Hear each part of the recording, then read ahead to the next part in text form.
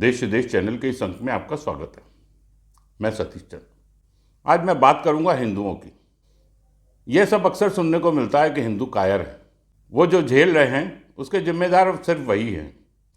महात्मा गांधी ने इसे काफ़ी स्पष्ट रूप से कहा था कि मुसलमान एक दबंग है और हिंदू कायर है। लेकिन क्या सचमुच ऐसा है? हिंदू धर्म के अपने नियम रहे हैं जिसमें किसी पर बेवजह आक्रमण करना वर्जित था। क्रिश्चियनिटी और इस्लाम दोनों ही अब ब्राह्मणिक धर्म हैं और दोनों ही अपने धर्म के प्रसार के लिए आक्रामक रुख अपनाते हैं, जबकि हिंदू धर्म अपने प्रसार के लिए कभी भी आक्रामक नहीं रहा है।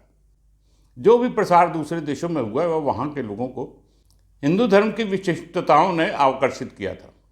हिंदू धर्म किसी पर भी अत्याचार करने से मना करता है तो अत्याचार सहने से भी मना करता है। हिंदू किसी भी तरह से कायर नहीं है।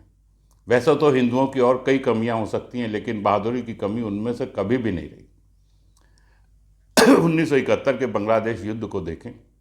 पाकिस्तानी सेना तब तक काफ़ी बहादुर थी जब तक उसका काम अन्य चीज़ों के अलावा बंगाली महिलाओं के खिलाफ अपराध करना था।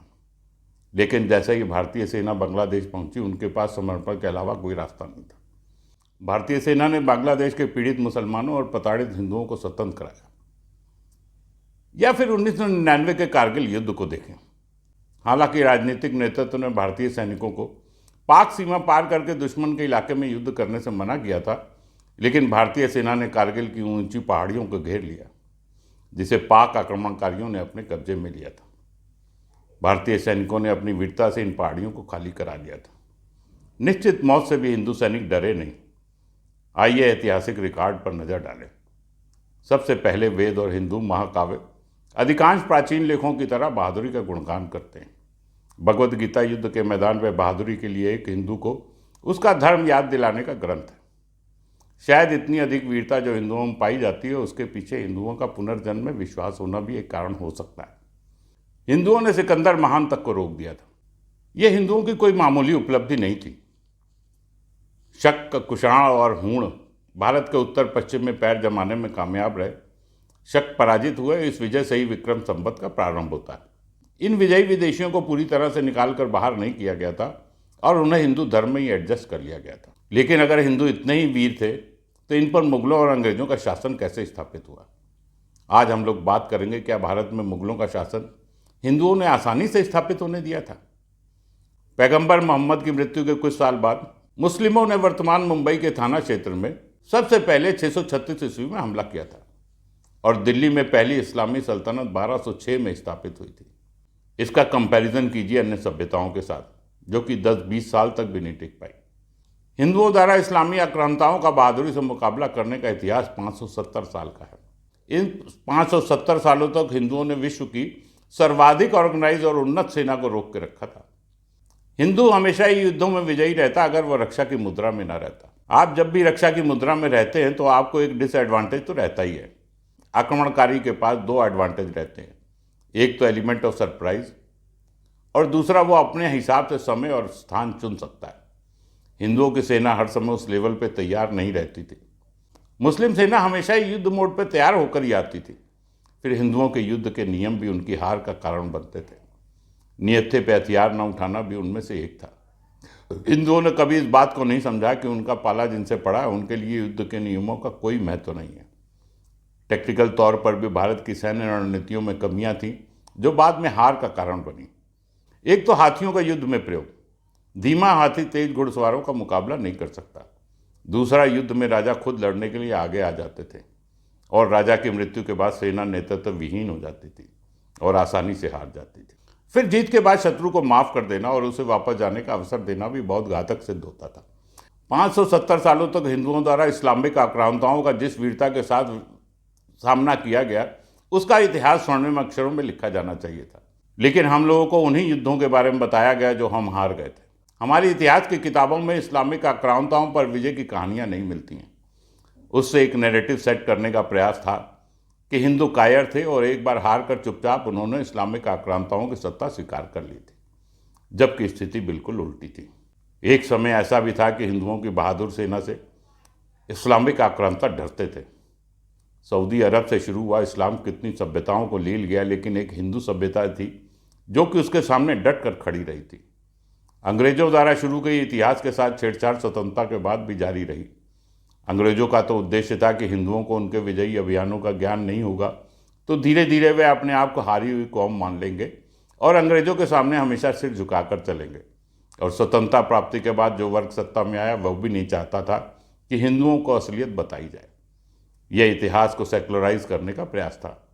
धीरे धीरे भारत का इतिहास आक्रमणकारियों के इतिहास में बदल गया। आर्यन, ईरानी, ग्रीक, कुषाण, शक, हूण, पर्शियन, पुर्तगीज, डच, फ्रेंच और इंग्लिश, ये बताने से परहेज किया गया कि भारत की सभ्यता कितनी महान थी। इस्लाम को विजय पाने में जितना अधिक प्रतिरोध का सामना भारत में करना पड़ा, उतने प्रतिरोध का सामना उनको कहीं और नहीं करना पड़ा। हमें इतिहास ऐसे पढ़ाया गया कि जैसे भारत में कहीं कोई आदमी उनको रोकने वाला नहीं था, जबकि हिंदुओं ने अपनी विरासत में पाई गई एक आध्यात्मिक संस्कृति को, जो उनमें एकता बनाने के काम आई, को बचाने के लिए अपने प्राणों की आहुति देने में भी कभी संकोच नहीं किया। आइए इस्लामिक आक्रांताओं के ऊपर विजय की कहानी सुनते हैं। इस्लाम के पैगंबर की 632 में मृत्यु के बाद 636 में तुर्की और सीरिया को लीलने में इस्लाम को केवल 6 महीने लगे थे। 637 में अगला नंबर आया ससानिद एम्पायर का, जिसमें इराक, ईरान और खुरासन शामिल थे। इसको कुछ साल लगे और सन 643 तक भारत की सीमाएं इस्लामिक ईरान के साथ लगने लगी थी। ईरान से पारसी भागकर भारत आए और उन्होंने गुजरात में शरण ली थी। तुर्की बोलने वाले मंगोलिया, बुखारा, समरकंद और ताशकंद में इस्लाम का कब्जा 650 में हो गया था। इसी बीच पश्चिम में स्थित मिस्र के कुछ प्रांतों पर 640-641 में कब्जा कर लिया गया था। अब अरब सेनाएं उत्तरी अफ्रीका से अटलांटिक महासागर पार करके स्पेन की तरफ बढ़ रही थी। ये सर जमीन पर कब्जा करने की बात नहीं थी। इस्लामिक सेनाएं लोगों को इस्लामिक धर्म कबूल करने के लिए हर तरह के हथकंडे अपना रही थी। सीरियंस, पर्शियंस, बर्बर, तुर्क और अन्य लोग जिस तरह से इस्लाम धर्म में परिवर्तित हो रहे थे और उनको अरबी भाषा और संस्कृति अपनाने के लिए जिस तरह से इतनी त्वरित गति से मजबूर किया गया, वह आश्चर्यजनक था। इसमें कुरान की एक आयत जिम्मेदार थी, जो कि उनको प्रेरणा देती थी कि मूर्ति पूजकों को खत्म कर दो अगर वह कुरान को ना माने और इस्लाम धर्म को अपनाने से इनकार कर दें। भारत पर इस्लाम के आक्रमण खलीफा उमर के समय पर शुरू हुए थे, जो 634 से 644 तक खलीफा रहे। यह आक्रमण उनकी नौसेना द्वारा बंबई के थाना और गुजरात के भरूच में हुए थे और यह दोनों ही असफल हो गए थे। उनके सिंध के देवल पर क्षेत्र पर किए गए आक्रमण का भी यही हाल हुआ। आक्रमणकारी मुगैरा पराजित हो गया और उसको मार डाला गया। उसके बाद खलीफा उमर ने सिंध के मकरान में एक आक्रमण करने की योजना बनाई। यह जमीनी रास्ते से होना था, लेकिन उसको इराक के गवर्नर ने कहा वह हिंद के बारे में सोचना भी छोड़ दे। अगले खलीफा उस्मान, जो कि 646 से 56 तक रहा, उसने भी ये सलाह मानी और उसने सिंध पर जमीनी या समुद्री रास्ते से कोई हमला करने का ख्याल दिल से निकाल दिया। 656 से 661 तक रहे चौथे खलीफा अली ने 660 में एक अभियान भेजा। इसका नेतृत्व हरास कर रहा था। उसने शुरू में कुछ सफलता पाई और एक दिन में 1000 लोगों की गर्दन उड़ा दी। उसके बाद उसका ध्यान काकन पर गया। यहाँ जाट सेना बहुत बहादुरी से लड़ी।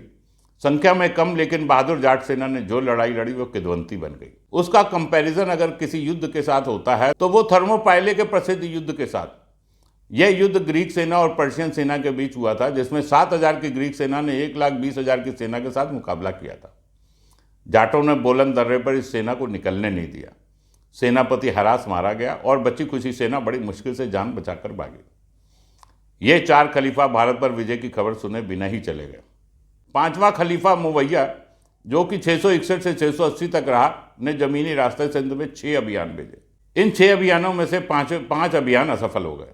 680 में गए अभियान में सिंध के मकरान को हासिल करने में उसने विजय पाई और उसके बाद 28 साल तक उनकी हिम्मत नहीं हुई किसी को भेजने की। अगला अभियान 708 में सिंध के देभाल पर कब्जा करने के लिए इराक के गवर्नर हज्जाज ने भेजा। इस अभियान का नेतृत्व उबैदुल्ला कर रहा था। वो इस लड़ाई में मारा गया। उसके बाद दूसरा अभियान बुल्लैद के नेतृत्व में भेजा गया। राजा दाहिर के पुत्र ने इस सेना को भी हरा दिया। इसके बाद इराक के गवर्नर हज्जाज ने फिर एक अभियान भेजने के लिए खलीफा से अनुमति मांगी, तो उसने कहा कि इसमें मुस्लिमों के जान माल का बहुत नुकसान हो रहा है, इसलिए इसके बारे में कोई बात भी ना करो। लेकिन हज्जाज ने अब की बार एक ऐसी सेना तैयार की जो पिछली दोनों सेनाओं से बड़ी थी और उनको अच्छी तरह से अस्त्रों शस्त्रों के साथ लैस किया गया।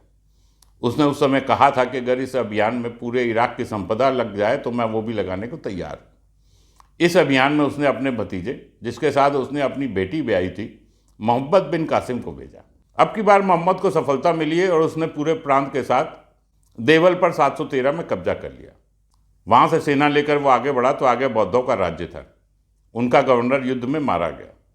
उन्होंने उस समय कासिम के सामने समझौते का प्रस्ताव रखा। बात दरअसल ये थी कि उन्होंने सुन लिया था कि देवल में मोहम्मद बिन कासिम की सेना ने वहाँ की औरतों और आदमियों के साथ कैसे जुल्म किए। वो घबराए हुए थे। उन्होंने कासिम के समझौते के अनुसार उनको रसद इत्यादि उपलब्ध करके आगे के लिए विदा कर दिया। अब उसकी सेना दाहिर के किले के इस पार सिंधु नदी के पश्चिम किनारे पर पहुंच गई।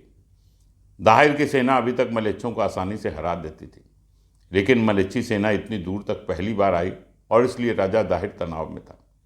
लड़ाई शुरू होने से पहले ही उसका सेनापति इस लालच में कि युद्ध के बाद कासिम एक बड़ा क्षेत्र उसको राज करने के लिए दे देगा, कासिम से जाकर मिल गया। उसने नदी पार करने के लिए कासिम की सेना के लिए नावों का प्रबंध किया। यह उस क्रम का पहला वाकया था जिसमें विश्वासघातियों ने भारत को हानि पहुंचाई थी। राजा दाहिर अपनी सेना के साथ बहादुरी से लड़ा और मारा गया। उसका पुत्र जयसिम्हा पिता की मौत पर युद्ध क्षेत्र से भाग गया। अगले दिन युद्ध की कमान राजा दाहिर की रानी ने संभाली। एक बारगी तो लगा कि कासिम की सेना हार जाएगी, पर उसके बाद यह हावी हो गई। रानी को जब लगा कि किले को बचाना मुश्किल है तो उसने किले में उपस्थित स्त्रियों के साथ जौहर करने का फैसला किया। वह सुन चुकी थी कि इस्लामिक सेना युद्ध जीतने के बाद स्त्रियों के साथ कैसा व्यवहार करती है और वो उससे बचना चाहती थी। ये बाद में नियमित रूप से स्त्रियों द्वारा किए गए जौहरों में पहला जौहर था। कासिम ने किले पर कब्जा कर लिया और किले में उपस्थित सैनिकों को कत्ल कर दिया। किले में मौजूद संपदा देखकर उसकी आंखें फटी की फटी रह गई। उसने सब कुछ लूट दिया और लूट का 5वां हिस्सा और राजा दाहिर का कटा हुआ सिर हज्जाज को भेज दिया और नियम के अनुसार बाकी बची संपत्ति सेना में बांट दी गई। सैनिकों की स्त्रियों और बच्चों को गुलाम बना लिया गया। इस तरह से किसी को गुलाम बनाते हुए भी भारत में पहली बार देखा गया। राजा दाहिर का पुत्र जयसिम्हा जो भागकर ब्राह्मणाबाद चला गया था, उसने वहां पर एक बड़ी सेना खड़ी कर ली थी। कासिम जब वहां पहुंचा तो उसकी सेना का मुकाबला जयसिम्हा से हुआ। यह युद्ध 6 महीने तक चला। जयसिम्हा के मंत्री ने भी उसके साथ विश्वासघात किया और उसके बहुत से सेनापतियों के दुश्मन से मिल जाने के बाद वो युद्ध में हार गया और किला छोड़ के भाग गया। कासिम ने किले पर कब्जा कर लिया। कहा जाता है कि कब्जा करने के बाद उसने 8000 लोगों को एक ही दिन में कत्ल किया। उसके बाद वो मूल स्थान की तरफ बढ़ा, जिसको आज मुल्तान कहते हैं। मूल स्थान में स्थित अकूत संपत्ति के बारे में उसने सुन रखा था और उसके मन में उस संपत्ति को पाने की बहुत इच्छा थी। व्यास नदी पार करके जब वो मूल स्थान पहुंचा, वहां उसका हिंदुओं की सेना के साथ युद्ध हुआ। हिंदुओं की छोटी सेना इस युद्ध में हार गई और वह मूल स्थान शहर के अंदर किले के अंदर चली गई। वो किले के दरवाजे पर ताला लगा दिया गया। मूल स्थान की सुरक्षा बहुत कड़ी थी। 2 महीने तक कासिम वहां डेरा डाले रहा। उसको किले के अंदर घुस पाने में सफलता नहीं मिल पाई थी। उसकी सेना के खाने पीने का सामान खत्म हो गया। स्थिति यहां तक आ गई कि उसकी सेना गधों को मारकर खाने को विवश हो गई। यहां फिर विश्वासघात हुआ। किसी व्यक्ति ने एक बड़े भाग पे राज के बदले में उस किले का राज बता दिया, जो उस किले की लाइफ लाइन थी। उस किले में पानी पास की नदी से एक सीक्रेट सुरंग के जरिए आता था। उसने बिना वक्त गवाए उस पानी के स्रोत को नष्ट कर दिया। पानी के बिना लोगों का रहना मुश्किल था। हिंदुओं ने समझौते के लिए एक शर्त पर किले का दरवाजा खोलने का प्रस्ताव रखा कि किले के अंदर स्थित आदित्य टेम्पल की मूर्ति और मंदिर को नुकसान नहीं पहुंचाया जाएगा। उसने किले में प्रवेश किया। उसकी इस स्थान में सोना और हीरे जवाहरात देखकर आंखें चौंधिया गई। उसने मूल स्थान को जमकर लूटा, लेकिन आदित्य मंदिर को बने रहने दिया। मूल स्थान में ही उसने एक मस्जिद बनवाई। आदित्य मंदिर 10वीं शताब्दी तक बना रहा और बाद में आने वाले आक्रांता उसे लूटते रहे। हज्जाज की 714 में मृत्यु हो गई। तब तक अल वालिद खलीफा बन गया। इस्लामिक राजनीतिक परंपरा के अनुसार इस अल वालिद ने हज्जाज के परिवार को खत्म कर दिया और उसके द्वारा सिंध के गवर्नर की नियुक्ति भी उसने कैंसिल कर दी। कासिम को वापस बुला लिया गया। 3 साल तक सिंध में तबाही मचाने वाले कासिम को वापस जाते हुए रास्ते में हिंदुओं ने कत्ल कर दिया, और वो भी एक छोटे अपराधी की तरह। भारतवर्ष ने पहली बार इस्लाम की ज्यादतियों को महसूस किया था। अभी तक भारत में युद्ध वैदिक कल्चर के हिसाब से होता था। यह युद्ध 3 तरह के होते थे। धर्म विजय, जिसमें युद्ध में हारने के बाद राजा को राज करने दिया जाता था, लेकिन वो विजयी राजा के अधीन हो जाता था। दूसरी लोभ विजय, जिसमें राजा का खजाना और क्षेत्र विजयी राजा ले लेता था और उसको जीवित छोड़ दिया जाता था। तीसरी असुर विजय, जिसमें राजा का खजाना तो ले लिया जाता था और राज्य भी ले लिया जाता था और राजा को मारकर उसके परिवार को अपना दास बना दिया जाता था। लेकिन कासिम ने जो भी किया वह नया था और असुर विजय से भी बहुत खराब था। कासिम की विजय के पीछे एक कारण और था कि जैसे जैसे कासिम की जीत और लूट की खबर अरब देशों में पहुंच रही थी, अरब देशों से और लोग आकर उसकी सेना में जुड़ रहे थे और एक समय उसकी सेना का संख्या बल 50,000 तक पहुंच गया था। कासिम के वापस जाने के बाद खलीफा के पास फिर देवालपुर से 30 साल तक की एक पट्टी रह गई। बाकी सारा क्षेत्र भारतीयों ने विजय कर लिया। इसके बाद इस्लामिक सेना ने दोबारा सिंध पर विजय प्राप्त की और अब की बार वो राजपूताना होते हुए पूरब में उज्जैन तक और दक्षिण में बरोच तक उसका कब्जा हो गया। लेकिन ये वजह कुछ ही दिन तक चली। दक्षिण गुजरात में पुलाले सेन अवनी जनसरैया ने इस सेना को रोकने में सफलता पाई। यह सेना बुरी तरह से पराजित हुई। पिलाकेसिन को दक्षिण पंथ के मजबूत स्तंभ की उपाधि से नवाजा गया। गुर्जर प्रतिहारा को अरब में किंग ऑफ जुर्ज का नाम दिया गया और कहा गया मुसलमानों का उससे बड़ा कोई दुश्मन नहीं। अरबों ने सिंध के उत्तर में, पंजाब और कश्मीर में भी आगे बढ़ने की कोशिश की, लेकिन यहाँ पर कश्मीर के शासक ललितादित्य मुक्तापिदा ने, जो 724 से 760 तक मध्य भारत में यशोवर्धन के साथ अलायंस में थे, ने उन्हें रोक दिया। उन्होंने उनका आधा सिर मुड़ाकर उनको समर्पण करने को कहा। बिलादुरी ने लिखा था कि मुस्लिमों को अपनी बहुत सी पोजीशन छोड़नी पड़ी और उन जगहों पर फिर से मूर्ति पूजा शुरू हो गई। 10वीं शताब्दी में अरब से आने वाले यात्री लिखते हैं कि मुस्लिमों के रहने के लिए केवल 2 जगह बची थी, एक तो मुल्तान और दूसरी मंसूरा। जब प्रतिहारा राजा ने मुल्तान में आक्रमण किया तो उन्होंने आदित्य मंदिर की प्राचीन मूर्ति को निकाल के बाहर कर दिया और उसके बाद उन्होंने धमकी दी वो मूर्ति को तोड़कर इसमें आग लगा देंगे। इस आदित्य मंदिर की मान्यता बहुत दूर दूर तक फैली हुई थी और वहाँ पे बहुत दूर दूर से लोग यात्रा करने आते थे, इसलिए राजा ने इनके ऊपर आक्रमण नहीं किया। इस्ताखारी ने लिखा कि 300 साल की कोशिशों के बाद भी मुस्लिमों के पास भारत में रहने के लिए सिर्फ 2 छोटी सी स्टेट्स थी, वो थी मुल्तान और मंसूरा, और उसमें मुल्तान एक मंदिर के कारण रह गया था। जिन मूर्तियों को हम तोड़ते थे उन्हीं में से एक के कारण हम बचे हुए थे। यहाँ ध्यान देने की बात है कि 10वीं शताब्दी तक अरब साम्राज्य विश्व का सबसे बड़ा साम्राज्य था और उसके सामने भारत की सीमा पर लगते हुए इन राज्यों की सेनाएं एक बौने की तरह थी। भारत की सीमा की छोटी सी फौज इस अरब साम्राज्य को छका रही थी। इस इस्लामिक साम्राज्य का हाल भी सिंध और पंजाब की सेनाओं ने सिकंदर की तरह किया था। अब इस्लामिक अभियान की जिम्मेदारी अरबों से तुर्कों पर आ गई थी। जो कुछ भी मुल्तान में हो रहा था यही कहानी काबुल और जाबुल में भी दोहराई जा रही थी। 643 में इस्लामिक ताकतों का ईरान के शहर खुरासान पर कब्जा था। 650 में पहली बार ऐसा हुआ जब सिस्तान होते हुए इस्लाम सेना जाबुल, जो कि भारत में भौतिक और सांस्कृतिक रूप से शामिल था, तक आ गई थी। इसके लिए संघर्ष लंबा चला और अंत में आक्रमणकारी को भारी नुकसान हुआ और उनको खदेड़ दिया गया। अगला हमला 653 में हुआ। अरब जनरल अब्दुल रहमान जाबुल तक कब्जा करने में सफल हुआ और उसने जाबुल पर एक वार्षिक टैक्स लगा दिया। काबुल के राजा ने नियमित रूप से टैक्स देने से इनकार कर दिया। अब दूसरे अरब जनरल याजिद जियाद, जो कि उस समय सिविस्तान का गवर्नर था, ने 643 में दंड देने के उद्देश्य से हमला कर दिया। हिंदुओं ने उसे कत्ल कर दिया और उसकी सेना का भीषण नरसंहार हुआ। अब अरबों को सिविस्तान से भी हाथ धोना पड़ गया और अपने एक जनरल को छुड़ाने के लिए उनको 5 लाख दिरहम देने पड़े। लेकिन अरब, जो कि साम्राज्यवादी विचारधारा से प्रेरित थे, ने 692 में सिविस्तान पर फिर कब्जा कर लिया। सिविस्तान के नए गवर्नर ने काबुल पर हमला बोल दिया। हिंदुओं ने इस अरब सेना को आगे बढ़ने का मौका दिया और पहाड़ी दर्रों में सेना को फंसा लिया। अब्दुल्ला फिर आगे से कभी हमला न करने पर सहमत हो गया और यह तय पाया गया कि काबुल का राजा एक वार्षिक टैक्स देगा। लेकिन खलीफा ने इस संधि को मानने से इनकार कर दिया और अब्दुल्ला को अपने पद से बर्खास्त कर दिया। उसने सिविस्तान के नए गवर्नर उबैदुल्ला के नेतृत्व में फिर सेना भेजी। उबैदुल्ला बुरी तरह से हारा और उसके 3 पुत्रों को बंधक बना लिया गया और उसने ये समझौता किया कि जब तक वो सिविस्तान का गवर्नर रहेगा वो तब तक हमला नहीं करेगा। खलीफा ने फिर इस संधि को मानने से इनकार कर दिया और एक दूसरे जनरल सुराही के नेतृत्व में सेना भेजी गई। उसने काबुल की तरफ बढ़ने की कोशिश की और उसको कत्ल कर दिया गया और उसकी सेना को गंभीर नुकसान उठाना पड़ा और बस्त के रेगिस्तान के जरिए वो सेना वापस जा पाई। बेचारा उबैदुल्ला इसी गम में मर गया। यह तीसरा दौर था जब भारत की सेना विजयी रही थी। अगले दौर में हज्जाज ने अब्दुल रहमान को काबुल पर फतेह का काम सौंपा। उसने कुछ जगहों पर विजय हासिल की, लेकिन वह अपनी पकड़ उन स्थानों पर नहीं रख सका। हज्जाज ने उसको बर्खास्त करने की धमकी दी और उसने विद्रोह कर दिया और उसने हिंदू राजा के साथ संधि की कि मुझे अपने मालिक के खिलाफ आक्रमण करने की इजाज़त दी जाए। यह आक्रमण नहीं हो पाया और उसने आत्महत्या कर ली। हिंदू राजा ने फिर अपना आक्रमण जारी रखा। अरब इतिहासकार मसूदी ने लिखा है कि इंडस घाटी के एक राजकुमार ने पूर्वी ईरान से होते हुए टिग्रिस और फरात नदी तक कब्जा कर लिया। हज्जाज को उसके साथ संधि करनी पड़ गई। यह तय हुआ कि हिंदू राजा एक वार्षिक पेमेंट करके अपना राज बरकरार रख सकता है। खलीफा सुलेमान, जो कि 715 से 717 तक रहा, उस दौरान राजा ने फिर पैसा देने से इनकार कर दिया। 745 से 767 तक खलीफा रहे अल मंसूर के समय पर फिर हिंदू राजा को झुकाने की कोशिश की गई, लेकिन उनको सफलता नहीं मिली।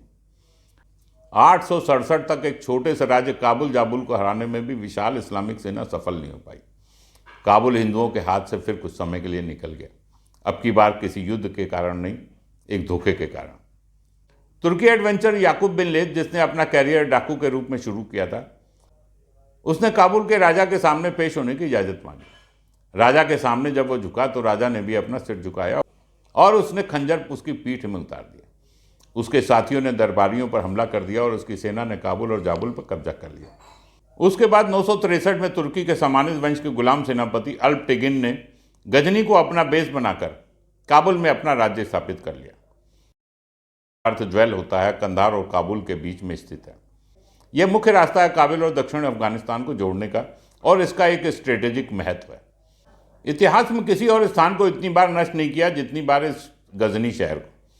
गजनी का महत्व इसलिए बढ़ जाता है क्योंकि इसके पास काबुल पर अधिकार करने की कुंजी है। अल्प टिगिन द्वारा गजनी पर कब्जे को सामान्य से मान्यता मिल गई। अब वह गजनी का गवर्नर बन गया। इसने बाद में गजनी को भारत में अत्याचार और क्रूरता का पर्याय बना दिया। अल्प टिगिन अधिक दिन तक नहीं जिया और कुछ ही महीनों के बाद सितंबर 963 में उसकी मौत हो गई। कुछ दिन पिराई के असफल शासन के बाद 977 में उसका गुलाम, दामाद और सेनापति सबूती किगिन गजनी का गवर्नर बन गया। हिंदू राजा के लिए पिराई का शासन अंतिम अवसर था, इनको गजनी से खदेड़ने का, जिसका वो लाभ नहीं उठा सके। वीर राजा जयपाल ने जाबुल के अबू अली लईक के साथ मिलकर और दिल्ली, अजमेर, कालिंजर और कन्नौज के राजाओं की सेना के साथ मिलकर काबुल पर कब्जे के लिए युद्ध छेड़ दिया। युद्ध कई दिनों तक चला। दोनों तरफ से बहुत संख्या में सैनिक मारे गए। उसी समय मौसम खराब हो गया और जयपाल को समझौता करना पड़ा। यह समझौता कुछ ही दिन कायम रह पाया और उसके बाद फिर युद्ध शुरू हो गया। यह युद्ध जयपाल हार गया और उसको काबुल से बाहर कर दिया गया। उस शताब्दी में इस तरह का एग्रेशन और हार न मानने की भावना रखने वाला जयपाल जैसा दूसरा राजा नहीं था। इस युद्ध की हार ने जयपाल को फिर एक युद्ध के लिए प्रेरित किया और इसके बाद शुप्तकी किगिन ने बाक, हेलमंड और आधुनिक पाकिस्तान के कुछ क्षेत्रों पर कब्जा कर लिया। मध्य भारत में हिंदू राजाओं में अपने ही झगड़े चल रहे थे। इसी दौरान शुप्तकीगन की मौत हो गई और उसके स्थान पर उसका छोटा बेटा इस्माइल गजनी का गवर्नर बनाया गया। उसके बड़े भाई महमूद ने उसके खिलाफ विद्रोह कर दिया। 998 में उसने इस्माइल को जेल में बंद कर दिया और खुद गवर्नर बन गया। यह था महमूद गजनवी। इसके साथ ही प्राचीन भारत के नष्ट होने की और मध्ययुगीन मुस्लिम इंडिया की शुरुआत हो गई। प्राचीन भारत के साथ ही अरबी मुस्लिमों का भी धीरे धीरे खात्मा होने लगा। अब अगले 400 सालों तक तुर्की मुस्लिमों के भारतवर्ष पर अत्याचार की शुरुआत होने वाली थी। नया शब्द तुरुक्षा प्रचलन में आया, जिसका अर्थ ही था बड़े पैमाने पर हिंदुओं का नरसंहार, अत्याचार, हिंदू स्त्रियों के साथ होलसेल में बलात्कार, बड़े पैमाने पर धर्म परिवर्तन। अरबी मुस्लिम भी मलेच्छ थे, लेकिन ये तुर्की मुस्लिम उनका सबसे घिनौना रूप थे। महमूद गजनवी का ध्यान अब भारत की मुख्य भूमि पर था और उसने भारत में उपस्थित सोने, हीरे, जवाहरात और ऐश्वर्य की बहुत सारी कहानियां सुन रखी थी। उसने भारत में हिंदू धर्म को नष्ट करने और इस्लाम के प्रसार का फैसला किया। सन 1000 में महमूद गजनवी ने अपनी योजना को अंजाम देना शुरू किया। 636 से हिंदू सेना इस्लामिक आक्रांताओं का प्रतिरोध कर रही थी और यह प्रतिरोध अभी भी जारी था। यह इतिहास है 364 साल के भारत के प्रतिरोध का, और इसके बाद भी मुस्लिमों को भारत में अपने पैर मजबूती से जमाने में 206 साल और लगे। इन 206 सालों की चर्चा मैं अगले अंक में करूंगा।